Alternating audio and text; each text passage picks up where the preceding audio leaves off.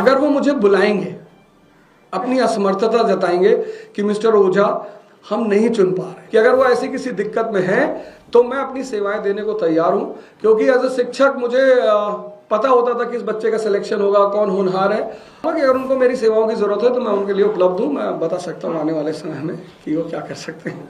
फिर आपको तो क्यों ऐसा लगता है कि बीजेपी अपना समय ले रही है, उनके पास अलग अलग नीति है, उसके लिए अलग स्ट्रक्चर है उनका निर्णय लेने का, तो आप लोग को क्यों इतनी जल्दी जल्द से जल्द शपथ होना ही चाहिए? नहीं, जल्दी नहीं है, हमें किस बात की जल्दी, हम तो वो इतने सारी बातें कर रहे थे। नीति है तो आप लेकर आओ, 48 लोग आपके पास हैं, आपके पास 48 लोग हैं, आपको 40 में से 8 में से एक आदमी निकालना है कि एक आदमी भाई हमें लीड कर रहा है, तो कम से कम दिल्ली की जनता को ये तो पता चले कि भाई ये इनका मुख्यमंत्री का चेहरा। अब तो इलेक्शन खत्म हो गया, इतना दिन वेट करने की क्या जरूरत है? अगर नीति है तो बताओ, अगर चेहरा है तो दिखाओ।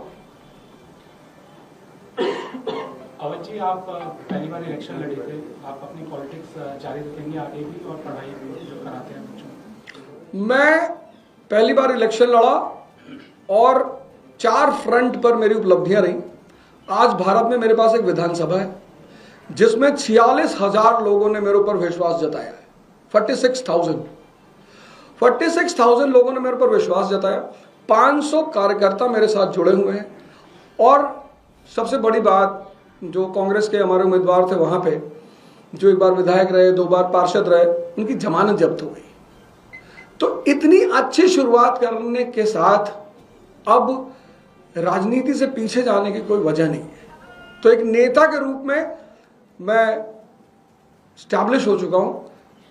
आने वाले इलेक्शंस में, आने वाले समय में उसे प्रूव करूंगा कि मुझे जनता कितना सहयोग और समर्थन दे रही है।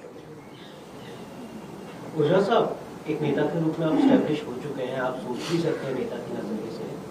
आपको क्या लगता है भाजपा में उन 48 कैंडिडेट में से एक कैंडिडेट कौन होना चाहिए?